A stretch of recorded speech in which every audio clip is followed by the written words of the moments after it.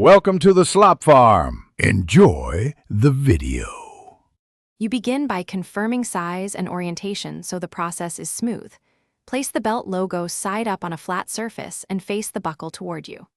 Once done, thread the loose end through the first belt loop on your pants, aligning the tongue with the center. Make sure to hold the buckle steady with one hand while you snug the belt with the other, because consistent tension prevents twisting and keeps the Playboy emblem visible and centered.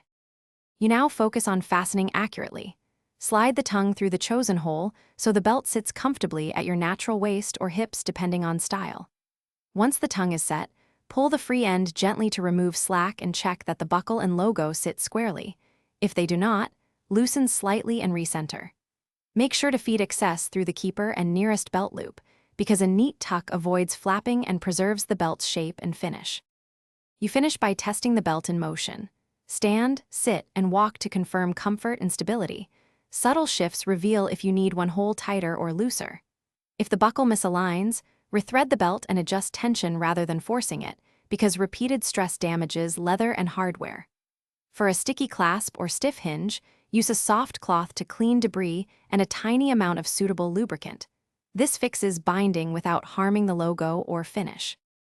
Thanks for watching. Consider subscribing if we helped you today.